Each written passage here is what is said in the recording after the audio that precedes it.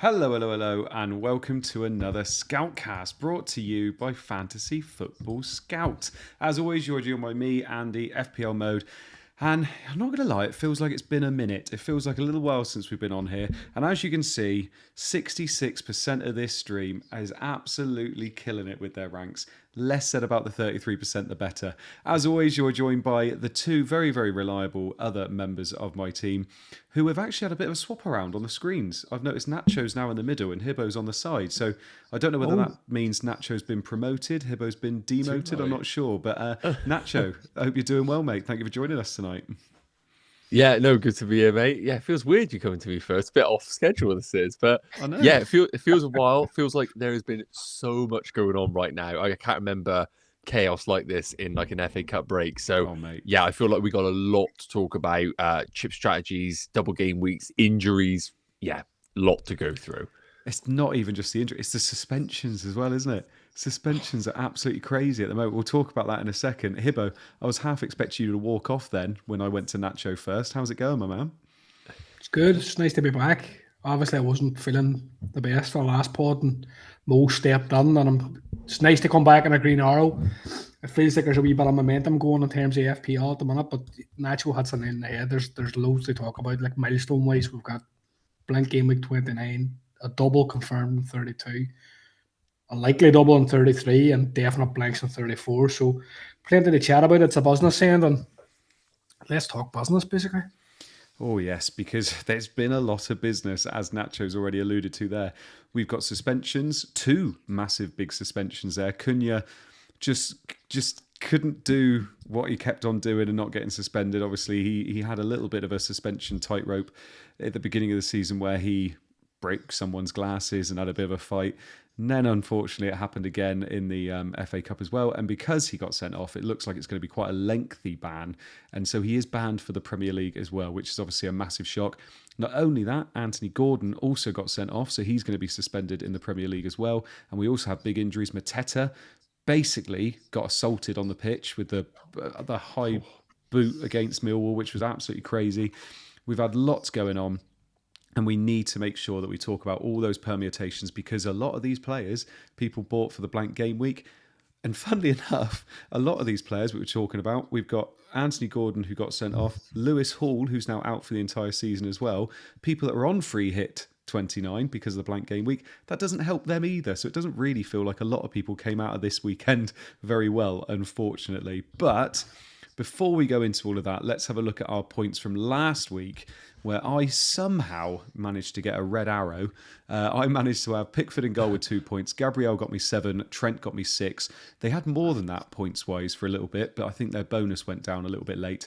Howson with 1. Clivert got me 10 points, which I was very, very happy with there. And Boomo with 5. Dango Otara with 2. Looking a little bit worrisome with him because Evan Nilsson's back sooner than expected. Mo Salah with 6. Palmer with 6. By the way, we haven't spoken about this yet.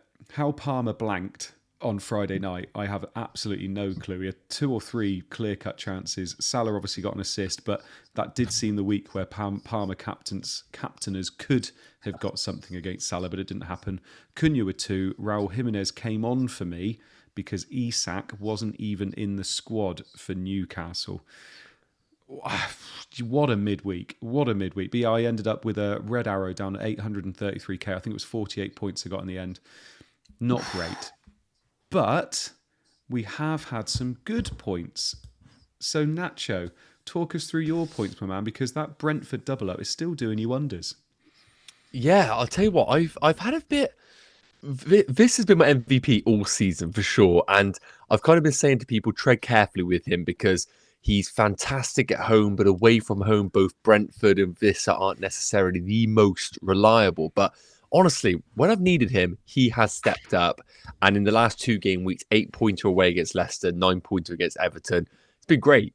It took my overall points, 58 points. And to be honest with you, prior to the Isak injury, it was an amazing game week for my team. But then, of course, the auto subs started to kick in and we saw people like Chris Wood come into teams and other big scorers. And it ended up going from basically a really good green arrow to almost a grey arrow, to be honest. I think I went from like 98k to 97k. So Yeah, 58 points, pick for the 2-pointer.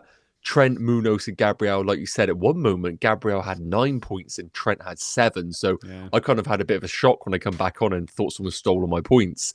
And then Clive with that 10-pointer. I mean, worldy. I had this discussion on a deadline stream, actually. I had Semenyo starting. Obviously, it wouldn't have made a difference with Isak being injured in the end. But at the time, I benched Cliver, and I know he just has that magic, really. And similar to yourself, Cunha, big problem that we need to address going into game week 28, because it is just painful with transfers recently. Bring someone in, got to sell someone else.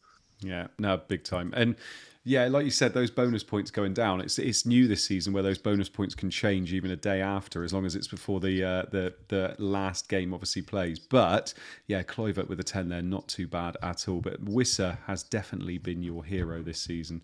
Hibbo, onto your points, my man. And by the way, Nacho failed to mention the man, the myth, the Pedro getting those points there. I wonder why, Hibbo. I'll mention it, that's why. Yeah. So I rolled the transfer going on to game week 27. So like I had options to buy Cunha. I didn't do it. I dodged the bullet, really, because he's a great option, although he looks like a complete hothead. And he's probably damaged his value in the transfer market.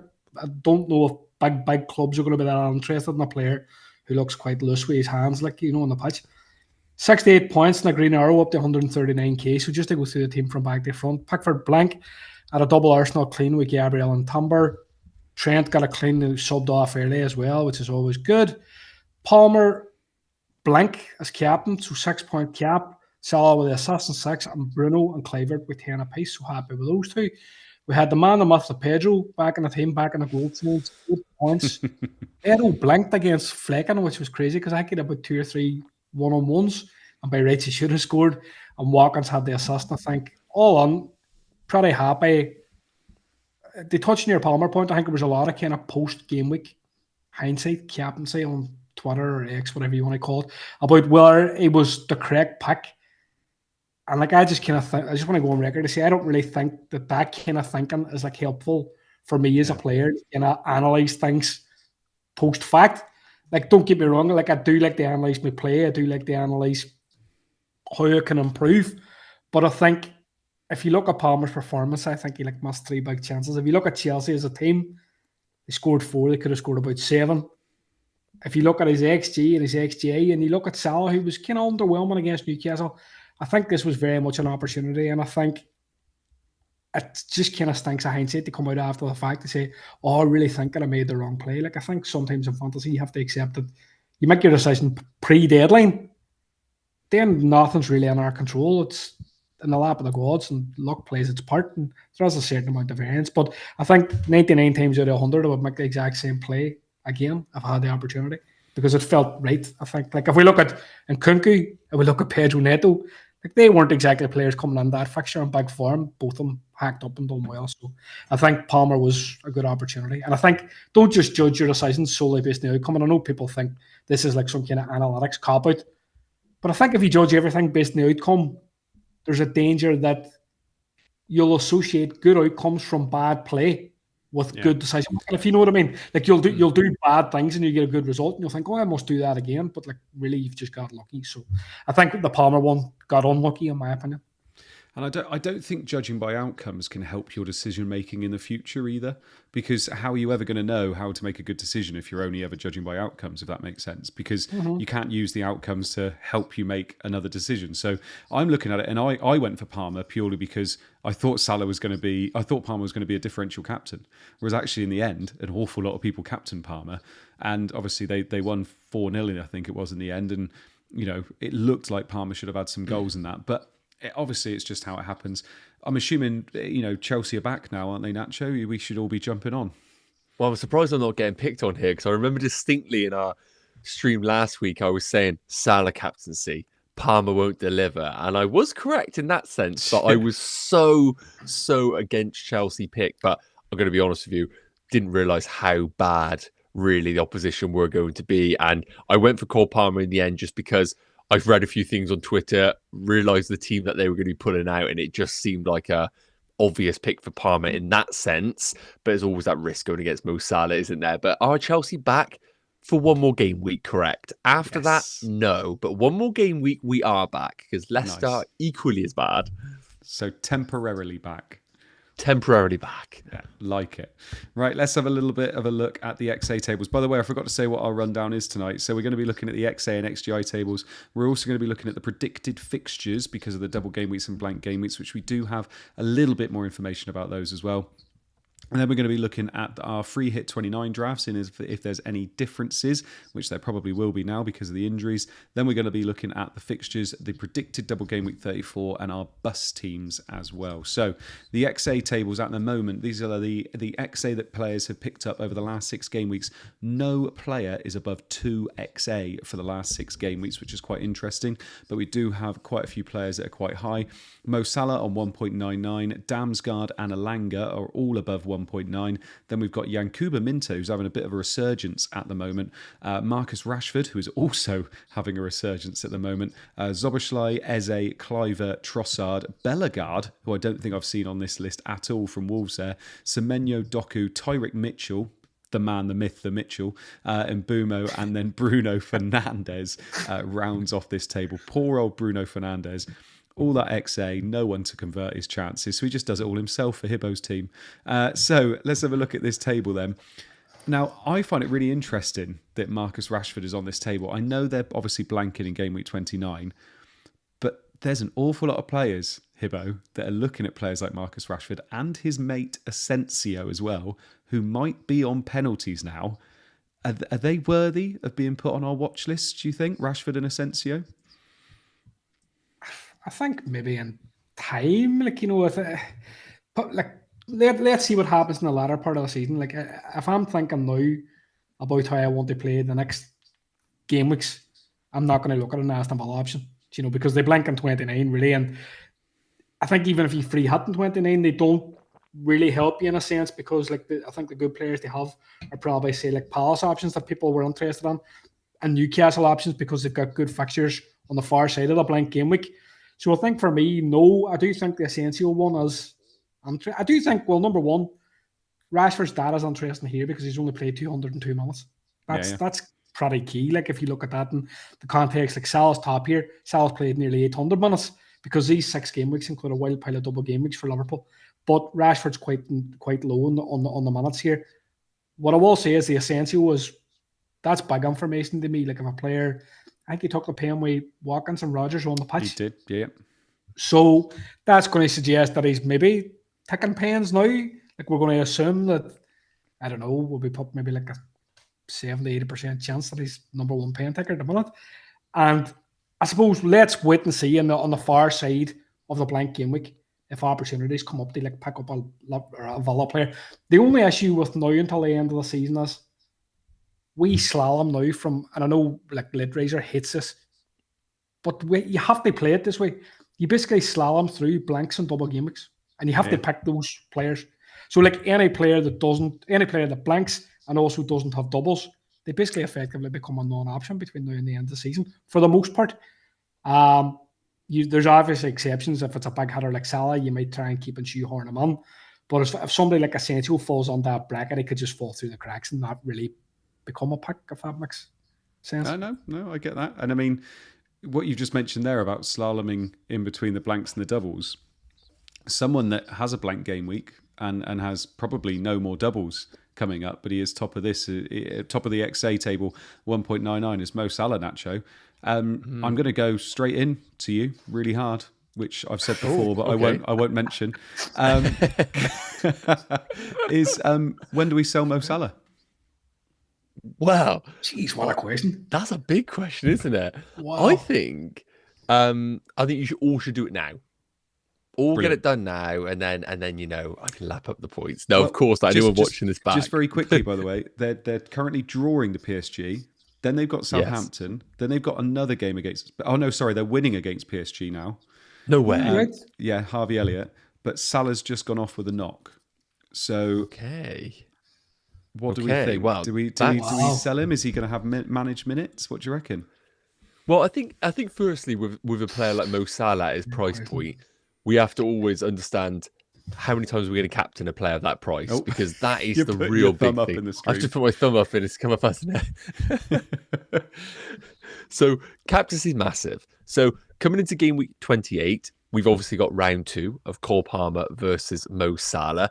If things happen with this not potentially to Mo Salah and Palmer is our default captain, you've got to ask yourself the question, no Salah captaincy against Southampton, maybe rotated minutes, a blank in game week 29, Erling Haaland at home against Leicester in game week 30 against Mo Salah at home against Everton.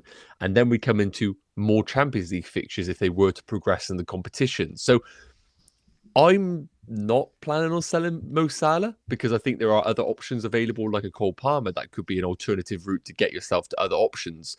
And I still think in single game weeks, Mo Salah probably outscores 90% of the double game week, as it's worth noting. But I do think there is a time for managers to pull the trigger and maybe start to go towards an Erling Haaland draft if they want to. But game week 28 doesn't feel like the time to do so. Game week 29 feels like you can pivot at that time if you want to. Scary, though. It's scary. So I'm thinking, obviously, there's loads of different managers out there, loads of different ranks. And obviously my rank is very, very different to your two's this year. But I'm looking and thinking, after the Southampton game, so I don't think you can sell him before the Southampton game. But after that, I'm thinking maybe this is the time to do it. I mean, we're looking at the XA here. This isn't XA per 90. This is just XA. He's got incredibly more minutes than all the other players because he's had 2 double game weeks in those times as well.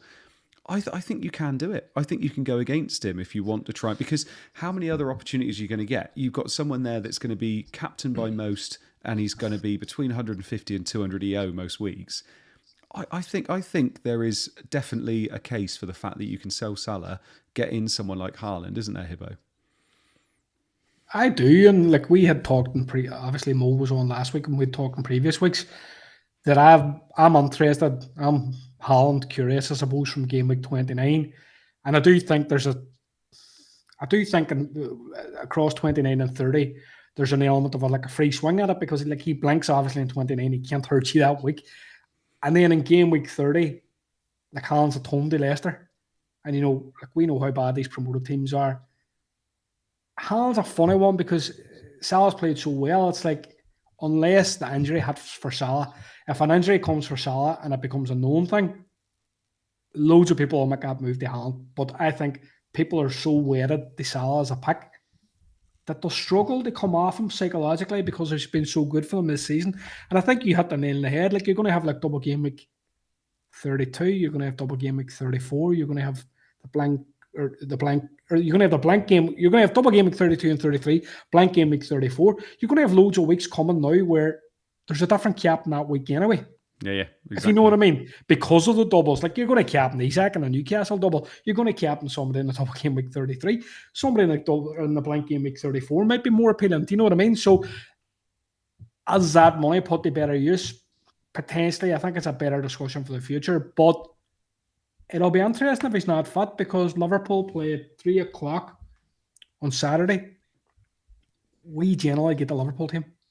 Do you know, Spain Cup, Anfield Insights, like they're kind of credible Liverpool accounts, which put out good team news on the most part. Sometimes they are wrong, but we should be able to find out if there's something that's maybe going to force him out. Like if there's something that keeps him out, I don't want to say he could be a sell because he could come off a bench and absolutely destroy Southampton inside 30 minutes. We know that. But it would give you a free opportunity to captain Palmer if people are slowly reacting news around the deadline. Is something to be mindful of. Yeah. We said it, I think it was about 3-4 weeks ago, and said about that move, getting rid of Salah and getting Haaland in. And we said that people hated it. And obviously I said, didn't I, the closer we get to it, the more people will be thinking about it. And obviously we're only a couple of weeks away now. And I think people are obviously going to start thinking about it. I'm almost certain to be doing it because I just feel like I have to do something like that to try and go against the masses, if that makes sense. Because obviously I'm struggling for rank here. But if I look see at people kind of hedging a wee bit, and like in terms of conversations people are having on Twitter, and they're kind of saying now, they were up for it, and then now they're like, oh, but I could keep him if I go this route. And I agree with you, and like 139k, I'm all right, but like I'm not entirely happy with my ranking. Like I'm happy enough to take a chance if it means going against the best pick in the game, for even if it's a short-term thing, because I would be thinking kind of 29, 30, wild card in 31. So you have that safety net of saying, right, well, if he looks like he's going to absolutely shit all over me, I'll buy him again. Do you know what I mean? And there is that kind of safety net there, but I do think it's an aggressive kind of play that I think maybe more people should do. It'll be interesting to see. And there is the possibility as well that, and like you've just said, that he's not going to be the best captain potentially in a lot of these double game weeks, things like that. But Nacho, he's probably still going to be over 100% EO in all of those game weeks. So even if you own him, you're going to be wanting him to blank anyway.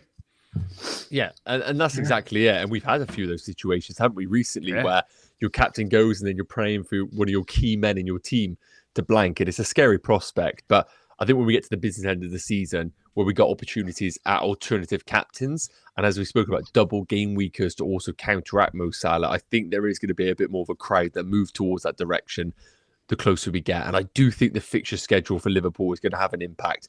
When we're seeing Man City just basically do Premier League and a couple of FA Cup games in comparison to two-legged affairs if Liverpool progress, I think that is going to eat away at Mo Salah each and every week. Not necessarily from a return perspective, but definitely from a, just general fatigue perspective. It has to eventually catch up. Yeah, you think so. And we look at the XGI table here as well. So this is XGI over the last 6 game weeks. By the way, Yankuba Minter is top of this with 4.26 XGI over the last 6 game weeks. Wow. He's been killing it recently. Erling Haaland in second, Mateta in third, and then Salah is there in fourth. It's only Haaland and Minter that are above 4.0 XGI over the last 6.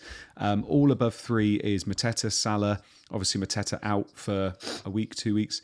Zoboslai, Utara, Elanga, Beto. Chris Wood, Wissa, all above 3. And then we got Matoma, Semenyo, Watkins, Cunha, and Cole Palmer. Again, if you don't know yet, Cunha is suspended. He'll be suspended for quite a while, unfortunately. The 2 players that are absolutely killing it. 3 players, sorry, for shots and key passes is Salah, Zoboslai, and who was the other one in 30s? Oh, Cunha and Palmer there. Now, we haven't mentioned Minter much, Nacho.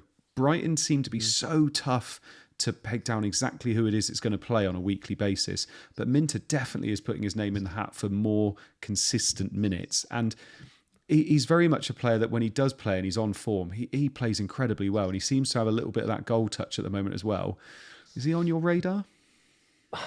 He's not on my radar, but I definitely think he should be. Now, I think I always associate someone like Minter as just being a little bit of a hard player to predict in terms of when those points are going to come. I'm just looking at his minutes right now, and it's worth noting he has been very sporadic with his game time in this Brighton team.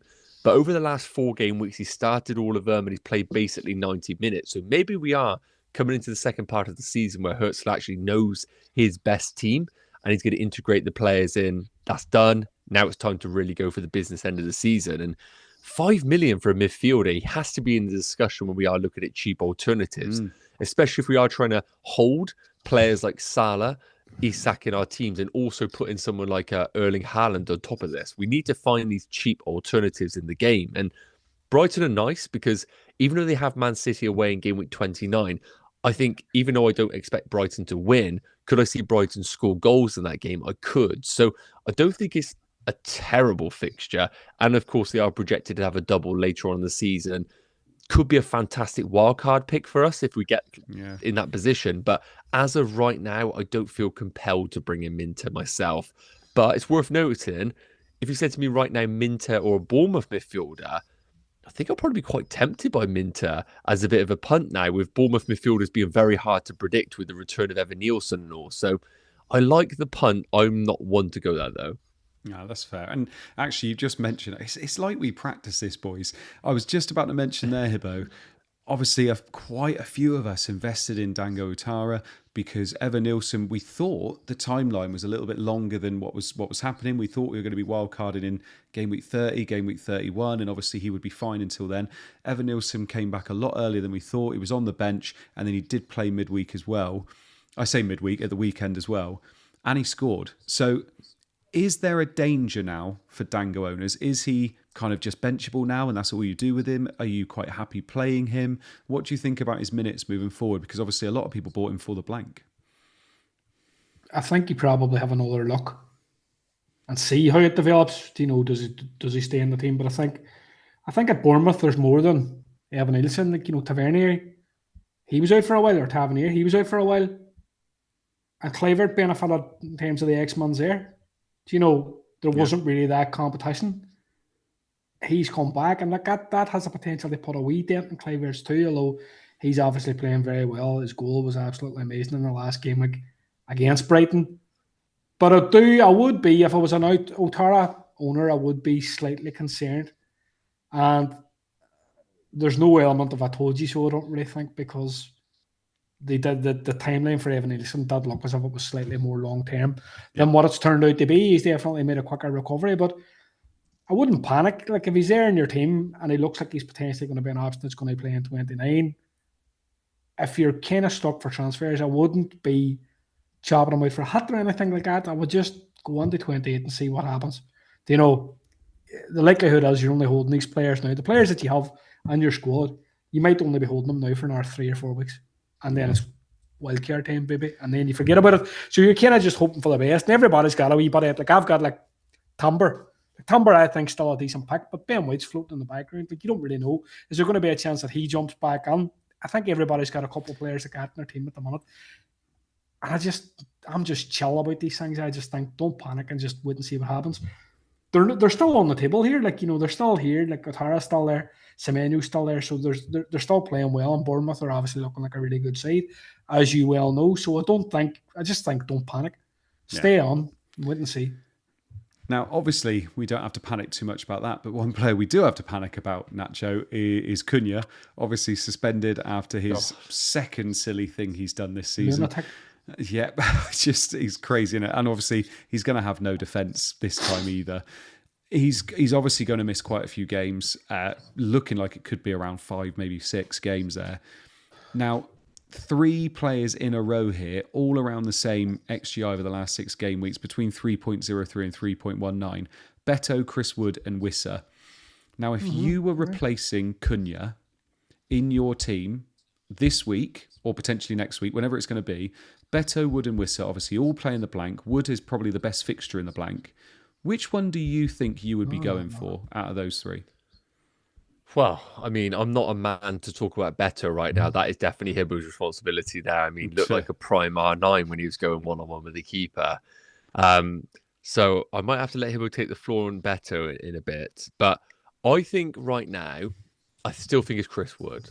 Now, I know Forest are a bit of a maybe mixed patch right now, and I think we are starting to see eventually variants catch up with Chris Wood. We knew that his shot volume was 1.5 per game, and lo and behold, he isn't scoring every single shot. So we are starting to see actually a return to the norm for the great man. But I think the fixtures are okay coming up for Forest, not just the game week 29 game. So Man City at home in game week 28. Again, we might be seeing a better Man City team, but I still don't think they are the finished article at all right now under Pep with the new players that they've integrated into the team. Then we got the blank game week 29 game. And then, I mean, arguably the best one of them all, Man United at home in game week 30. I think that's a fantastic game. So I think that's a great game. So I think it's Chris Wood. I think the answer. I don't mind Wissa. Obviously, as I said, he's my FPL sweetheart, but Villa at home, I think it's decent. Bournemouth away, tricky, and then they come into some tricky games: Newcastle, Chelsea, and Arsenal. So yeah, I probably would rank them myself as Wood 1, R9 2, and Wissa 3. What's your take on Wood in terms of ownership? Because I see an awful lot of people that say, I'm not going to go Chris Wood because too many people own him. Is that a good enough argument, do you think? No, I don't think so. Like ownership obviously is something to factor into the equation, but when a player is just the better option, I'm not saying that's the case this time. I've seen some debates before where there's such a clear and obvious pick who also is just highly owned. Don't overthink it. Like, that's the best pick for a reason. Just bring him in. I get it though. If you're sat at a rank that you're not happy with and you might want to chase a few upside picks, then yeah, obviously go for someone like a Beto. But I still think Chris was fantastic for the next 2 or 3 game weeks, and then you can ship him out on your wild card. Yeah. Anybody else in there, Hibbo? Maybe can I tempt you with a Marmouche? I would probably stay on the beaten track for now. Do you know, on my head, I'm kind of thinking about Marmouche. I know I said I liked him a few weeks back. Maybe for that Leicester fixture around game week 30, if you were kind of punting before a wild card, although I suppose the value of a DRM punch kind of going down a bit because you can pick transfers through the wild card and stuff like that as well. But no, I would stay on the beaten track. What I would say about Wood is this Man City fixture I think is quite tough. Ipswich away I don't think's that easy either. Ipswich are bad enough, but at their own home ground they've done reasonably well. I've watched games on them TV where they've seemed reasonably, or they felt reasonably tight defensively. Obviously I like Barrow. This Wolves fixture I think is really good. I think as a team Cunha's been carrying them and he's just such a good player. He's obviously a complete liability. I think he's badly cost his team because if he gets a 6-game ban, there's the potential that they could get relegated, I suppose, if they really tank. And what I will say is, a player like that, and Callum knows because he's played a bit of football, a good attacking player helps take the pressure off of the defence because they get you up the pitch and they get you, they get you goals, they get the confidence up. And now he's been doing everything. He's been taking pens, he's been taking dead balls, he's been creating chances, he's been taking shots. They now lose all that, so they potentially play games on the back foot. So I fancy Barrow against Wolves. And I really like that West Ham game at home for Everton because I think Everton under Moyes have kind of really been galvanised. So I'm going to stay on my man Beto. Away to Liverpool, I can bench him in game week 30. Is my feeling, but no, I'll stay loyal to R9 Norberto. I don't know his full name, but he's got this really ridiculous. Hold on, I'll be able to tell you his full name. His full name is Norberto Berge Gomez Bentancur, and see him. He's unreal, so just put your money on him, buy him. He's cheap, he's only 5 million. You are so fickle. It was all about Pedro for weeks. What happens? This new lad comes in, shiny new toy, and then it's all about Beto. You're even learning his whole name. It is disgusting. Yeah, drink your Corona. He was that guy at school, wasn't he? He was that guy at school, kind of like you thought he was your mate, and then he jumped onto the next popular kid. And I bet you he wears a half scarf when he goes to the football as well. Absolutely 100%. Disgusting. Yeah.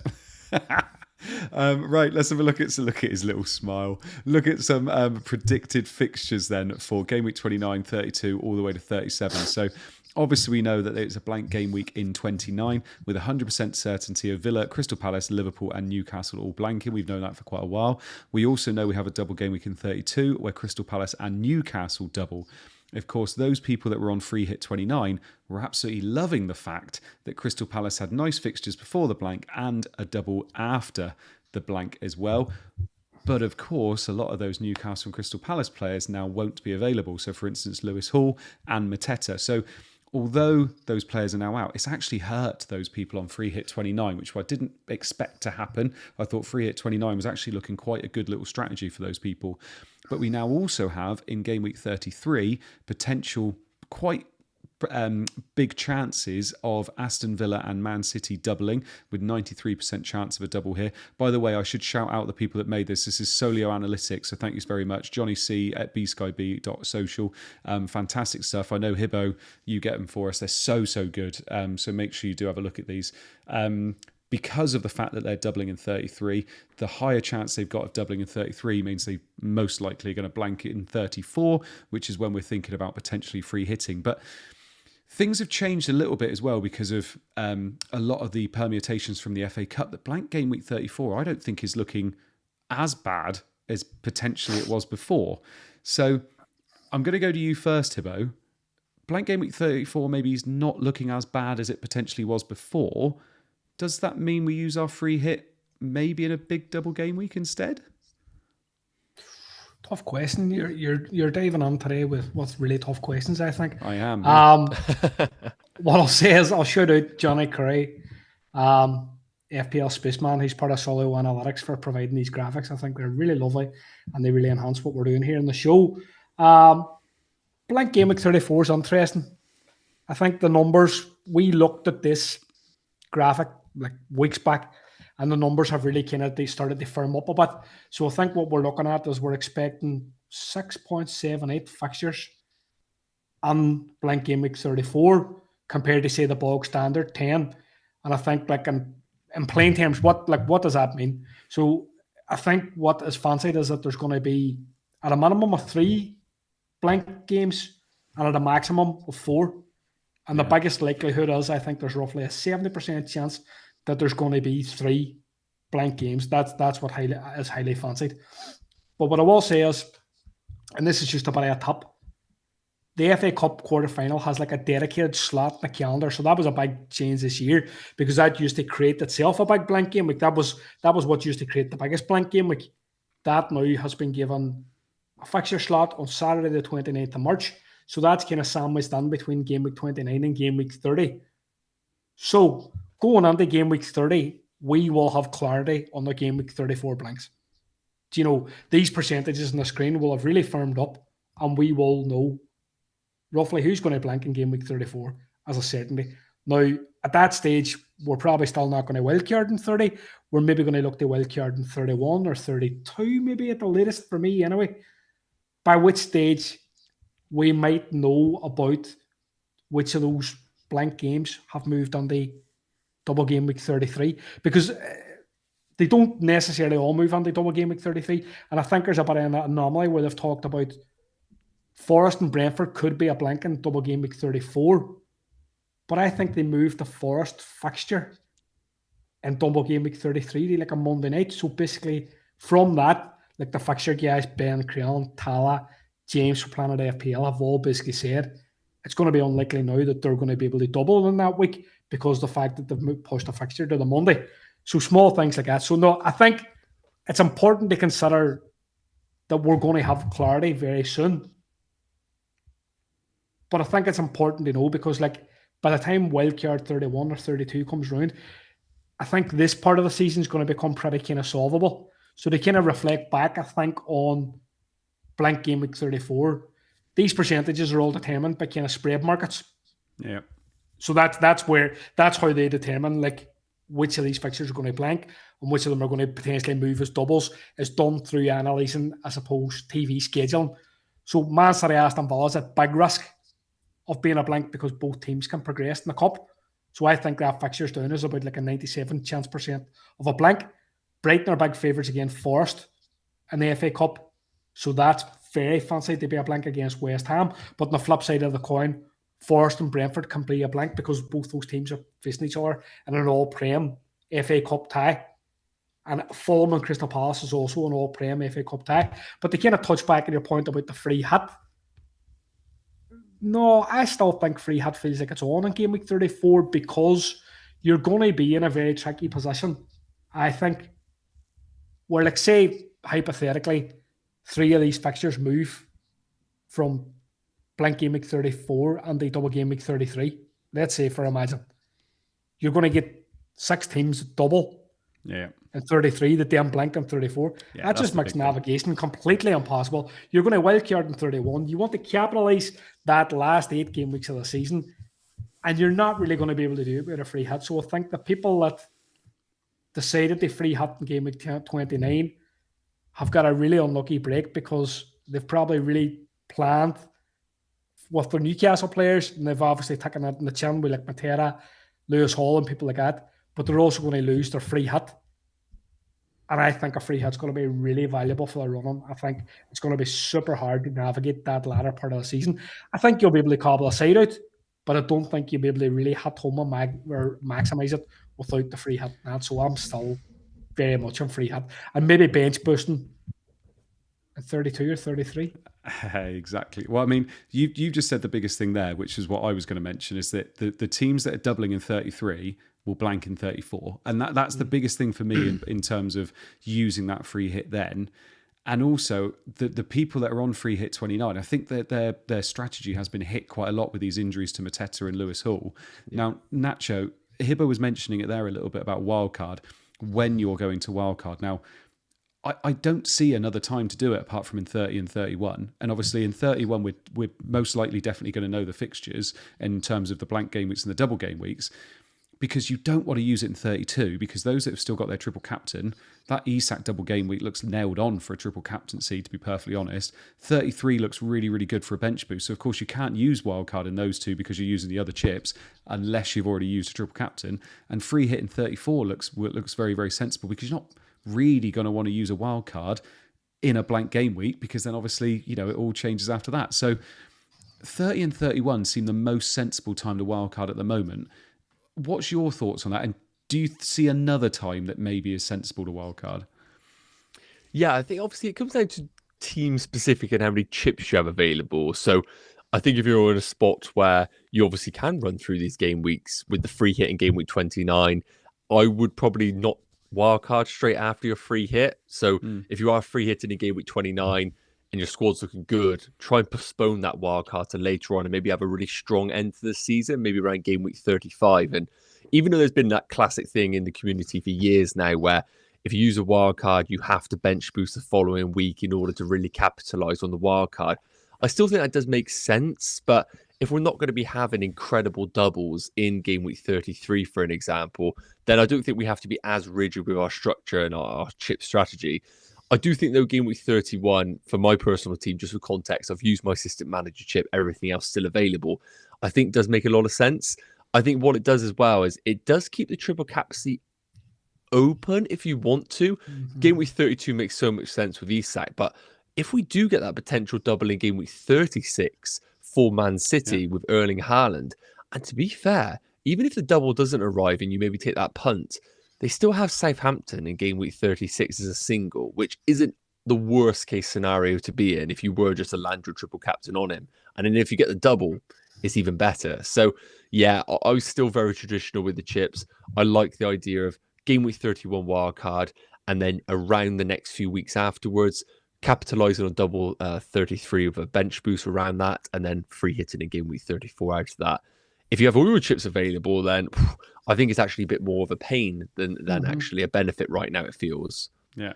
I mean, Hibbo, if you are on free hit 29 and you own Isak, you own Gordon, you own Hall, you own Mateta, what are you doing this week? Because it's basically been worst case scenario for anybody that's kind of built their teams around the Newcastle and Crystal Palace because of the double in 32 and obviously the nice fixtures in 28, but obviously 29 they don't have to play them.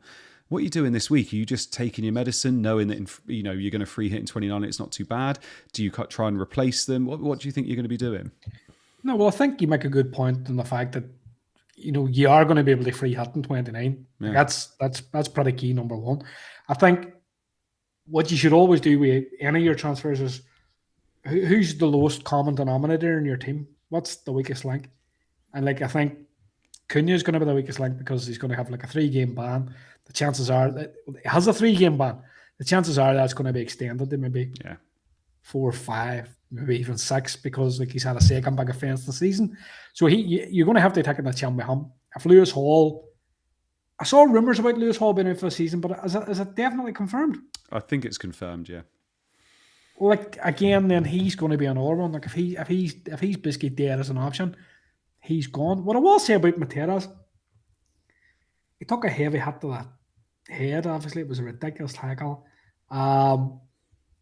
Keeper could have been done for GBH, and anybody posting Nakata's prices booking 5.2 million. They should have been done for GBH too. But what I will say is concussion protocols will be what they are, and he's going to recover. That's an impact injury. I think he should be right maybe for the far side of the blank. I would have thought so. You've got game week 28. See what happens. You're going to free hit in game week 29. You're imagining you're going to get him back for game week 30. And as far as I know from memory, I think Palace have a really good fixture in game week 30. Is it away to Leicester? They got I'm not sure off it. Southampton, isn't it? Maybe Southampton. Away Southampton, yeah. Away to Southampton. So they've got a really good fixture. So I think Mateta's a hold. If you had Gordon as well, you'd be really unlucky. But I know there are teams out there with Lewis Hall, Cunha, Isak, Mateta. That's very, very unlucky. And I think the funny thing about that is I don't have any of those players. Oh, wow. I hate you so much. These are lucky breaks you get in the season in terms of injuries, and it's hard to factor in the season. And I know we were talking before we came on air, and you're a wee bit down in the dumps about your season, and I think it's fair to say.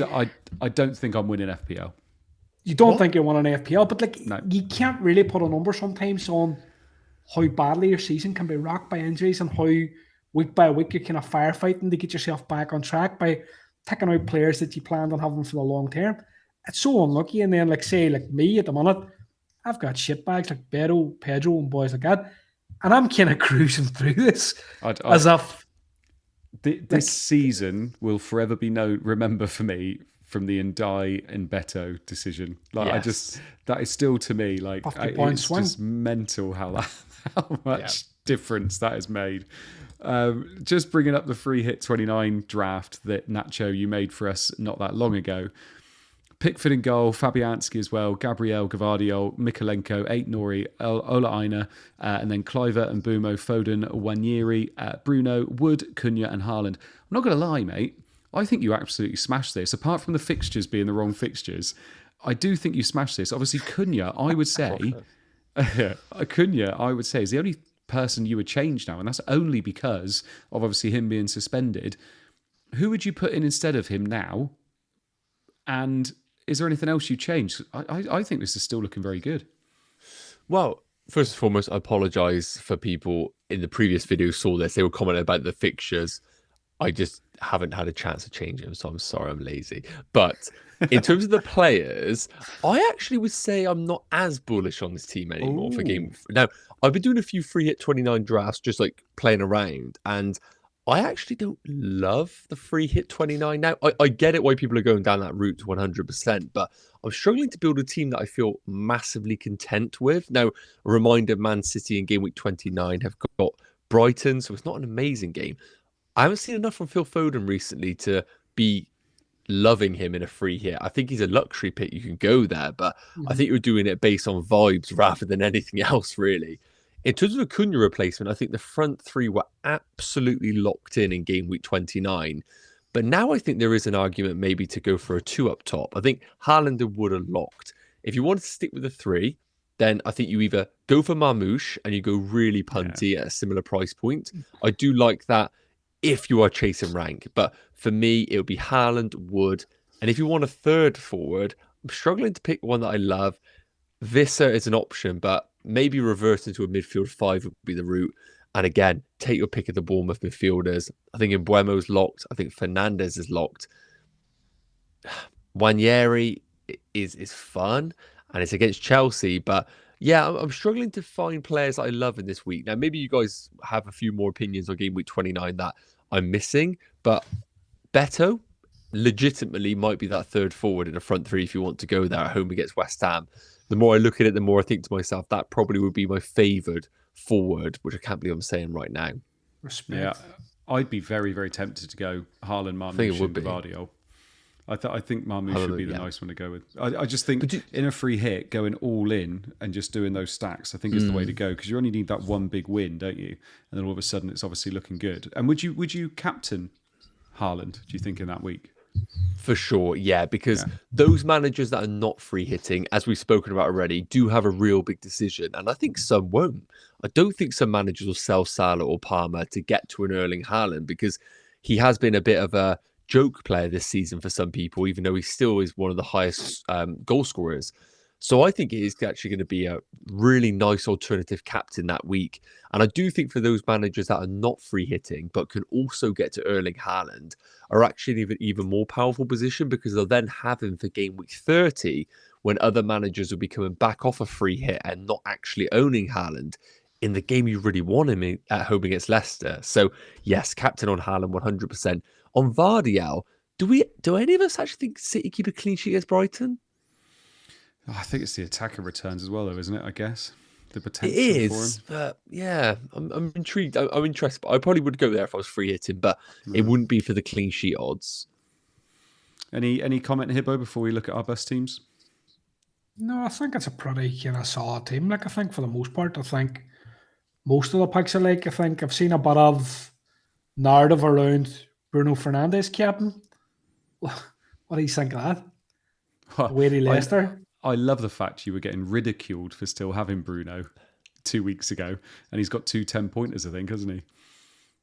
But I said to you in the show, I'm staying on, but it didn't make any sense to come off when he was playing Ipswich and Leicester. Made no sense. I don't know. You were wavering. I wasn't wavering. Yes, you were. It made no sense. No, you can go back and you can check the video archives. It made no sense for me. I felt to come off him because of that. But I've seen people chatting about maybe captaining him if they don't go the Haaland route. It's not the craziest thing in the world, and I do think, like my analysis of free hit 29 is it's very hard to spend the budget. So like ultimately you start putting on players like Guardiola, you start putting on players like Foden. But I still think the team that people are coming to play through with transfers is very competitive compared to a free hit draft. So like I do think that you can see this with free hits. I think on free hits, what you say is spot on. People stack. Yeah. You know, I'm going to pick 2 players from like 5 teams or something like that, or the equivalent. They really stack your team in one direction. But looking at the team people are coming on with, like if you've got Bruno, if you've got double Bournemouth mud, like Nwaneri from Arsenal's on here, he's hit or miss. Like, and he's against Chelsea. Like, how good a pick is he? Do you know what I mean? And like, and that's not the knock. That's not the knock this draft. But like people are saying as well, Trossard is a pick. I'm just not entirely sure because I passed up the opportunity to sign Trossard because I just don't really believe in him. I don't really believe in this Arsenal attack very much at the minute without Saka. So I do think it's wide open. And I do think the team that you can pick with like a Pickford, Makalenko, Beto, let's not forget Beto, those kind of teams that people are kind of carrying under the blank game week, I think will be competitive against a free hit. I mean, just on the flip side, by the way, Arsenal have just won 7-1 against PSV in the Champions League, and Chelsea are only back for 2 weeks, remember? So they won't be back when they play Arsenal. So we will not be back, trust me. Worth remembering. We are awful against Arsenal as well. Just we're awful against them. Let's have a look at some bus teams then. So this is my bus team. This is updated literally today, so you can see my injuries there at the bottom. I've got Pickford in goal. I've got Gabriel. By the way, guess where I am on Sunday? That's right, at Old Trafford. So Gabriel, Trent and Howson at the back with Kluivert, Mbumo, Salah, Palmer and Dango in the middle with Raul Jimenez and Isak up top. No guarantee that Isak is going to be starting. No guarantee that Dango is going to be starting. I've got Cunha and Hall on my bench, who definitely won't be starting. Rico Lewis, no guarantee he's going to be starting. Raul Jimenez, Jesus, man. No guarantee he's going to be starting either because Muniz has been doing quite well recently. So, and do you know what? I'm really tempted to roll because I'm looking at this and thinking another week's worth of information before the blank. I brought in Dye 2 weeks ago because I was like, that'd be good for the blank. He obviously got injured straight away. Took him out for Cunha. He got suspended. Brought Dango in for the blank. He now might not be playing because of Evan Nilsson. Stop smirking, Hibbo. This is not looking very pretty at the moment. I've got triple Bournemouth at the moment up against Spurs away. Could be a masterstroke. Could not be. Spurs Europa League, remember? So that's true. Could work in your favour. It's not looking good, fam. Do you know what I was going to say? No, go on. Your team looks like a time capsule. To when? Back when I was happy. Back to, I don't know, game week 15 or something. Honestly, Rico Lewis in there. But this is, I know, Rico Lewis. This is what happens though. Like Nacho said, you bring players in, think you're going to have them for the long term, then they get injured, and then you use up more transfers on them. So that third striker spot, I've had Isak and Raul for ages. That third striker spot's just been going between loads of different people blanking and getting injured. Absolute mess. So I don't think it's a worse team. I think it's decent. At the moment, I'm thinking of rolling just to have 2 free transfers before the blank and then know that I can make my transfers just before the deadline and I know that I'll have players playing in the blank.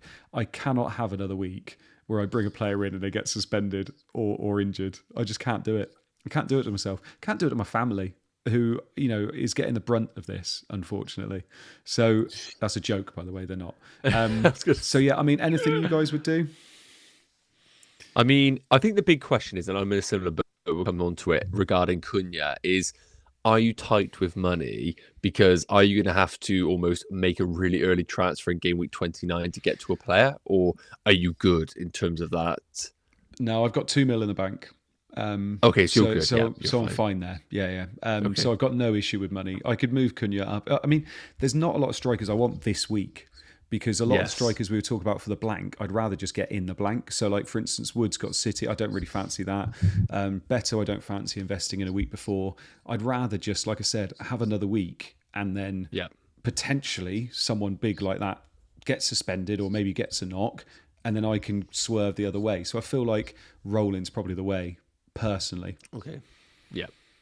Yeah. I think your weakest links are like we touched on earlier, and I didn't actually realise this was specifically your team, but I think Cunha and Hall. Cheers. No, but Cunha and Hall, I think they're potentially your two long terms for both of them.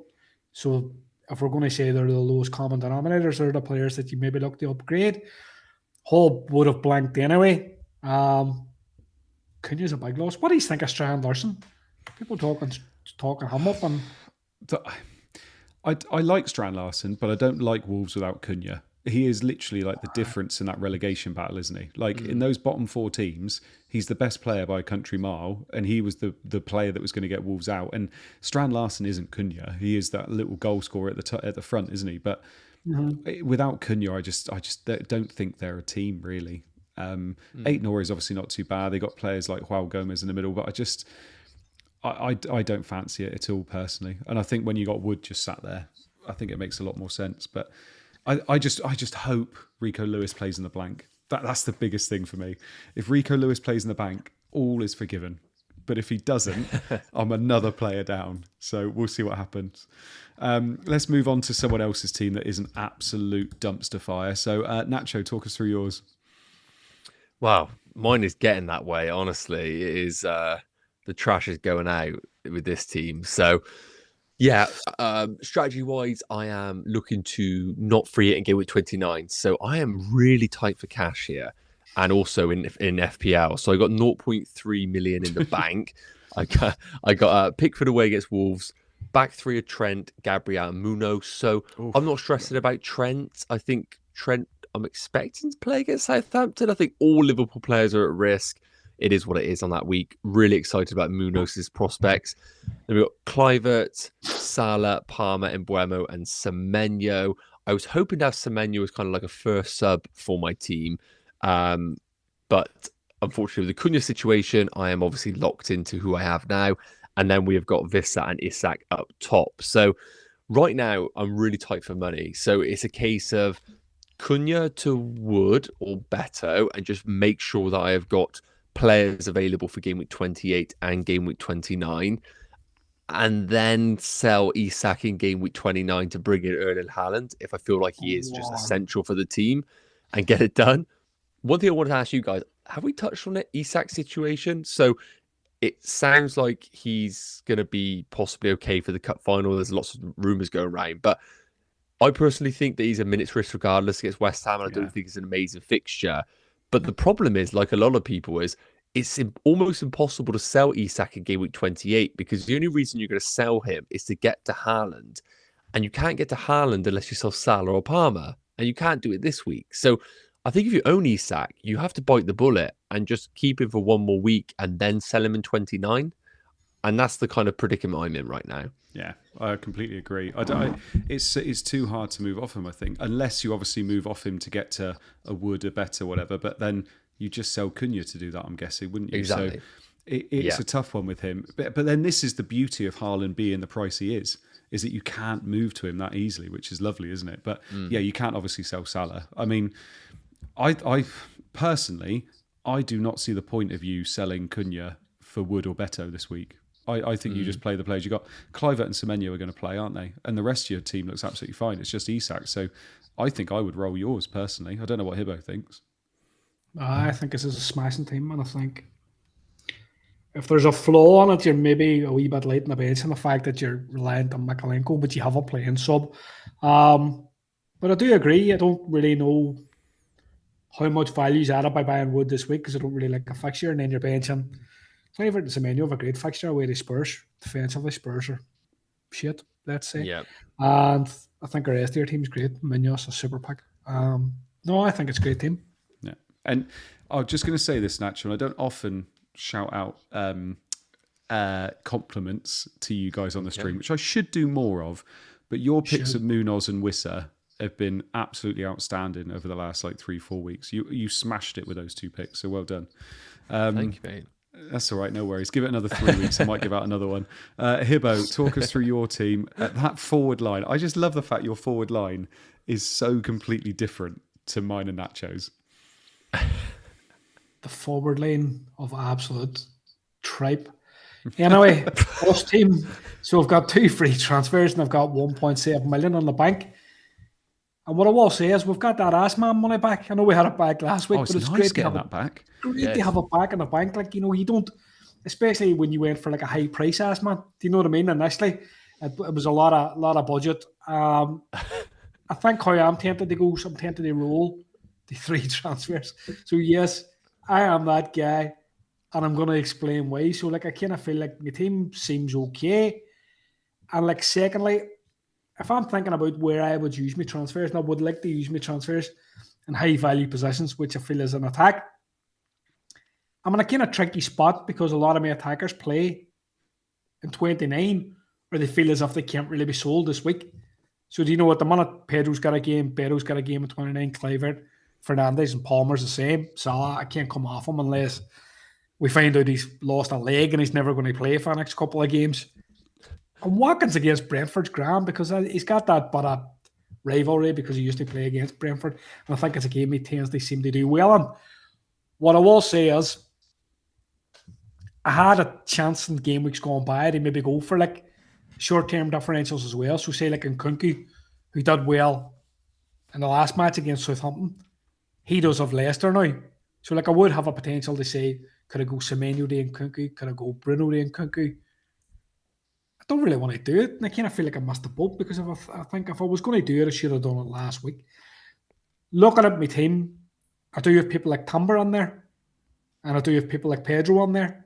And I think there's slight man's risk with both. I know Pedro came back in, he scored some goals. Welbeck's about. Do you know what I mean? Like, is it over? Is the tough between Pedro and Herzl are over? And is he now back as a playing member of the team? Or is there still that minutes out? We don't really know. So I think it's more prudent for me to say, look, I'm going to go to 3 free transfers. And what this means is I can make my transfers in 29, and I think that was a really good point that you made, Andy, because everybody's kind of once bitten, twice shy. They've tried to plan going under the 29, and they've bought Cunha, or they've bought like a player, and this player suddenly come unstuck, banned for a few games, and that's just completely bad luck. But I'm of the mindset now to say, look, I'll roll my transfers, and I'll make my decision right before 29.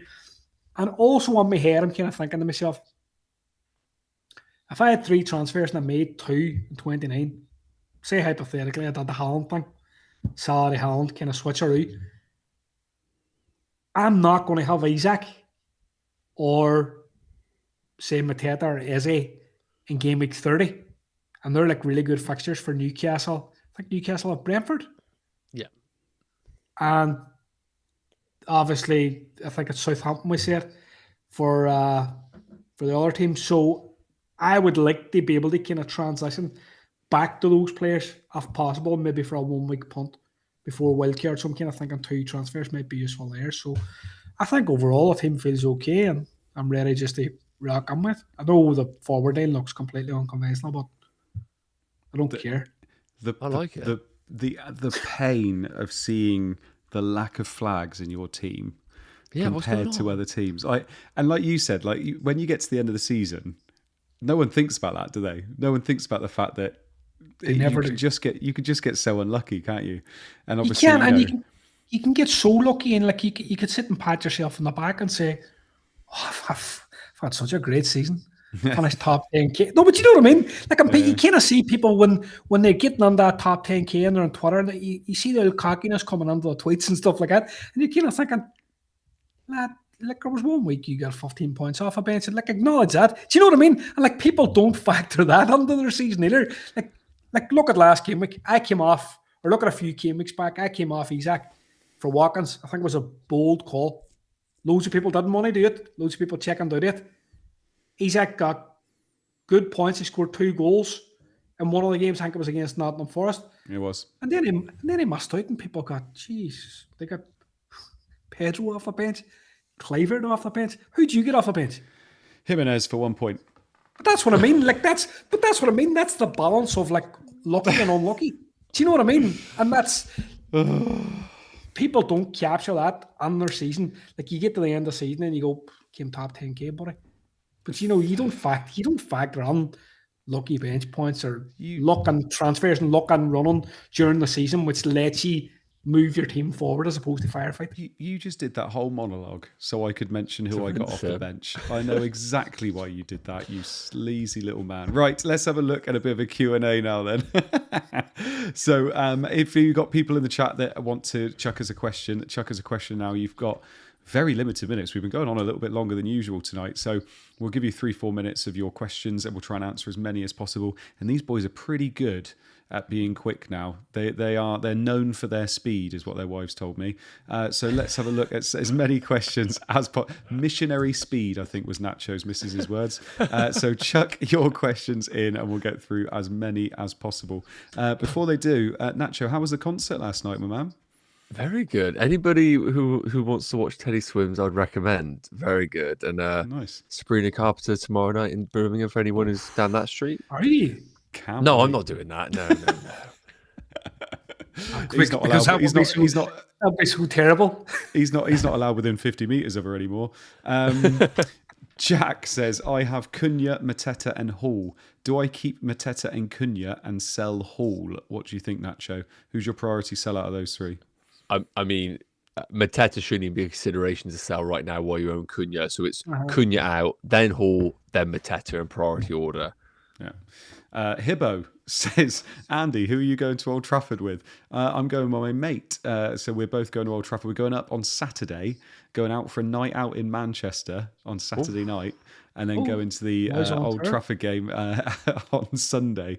So that should be interesting. But if anybody's up in Manchester, give me a shout. I have no idea where I'm going in Manchester. Never been out in Manchester before. Everyday FPL says, is Alisson the best keeper in the world, Hibbo? He's good. Like I don't know if I would say he's the best keeper in the world. Scott Carson's got to be up there. Solid. Like let's say he's solid. Yeah, solid. Solid. He's got arms. He's good. Gavin Butler says, "Do I play Isak or Semenyo, Nacho?" I would play Isak in the hope that he plays. He won't come off the bench. I don't think he either starts or he gets 0 minutes. Yeah. Paul Morgan says, does Hibbo sit on the fence with people posting on Twitter? Bloody Ron Seal over here. Is it? Who? Who? Owl Hibbo. What do you mean? What are you saying? Don't worry. I think he's taken the mickey because you obviously said about people posting about Nketiah. Don't worry. We'll leave that one. We'll leave that one. He's getting confused. He regularly DMs me. This guy's quite nice.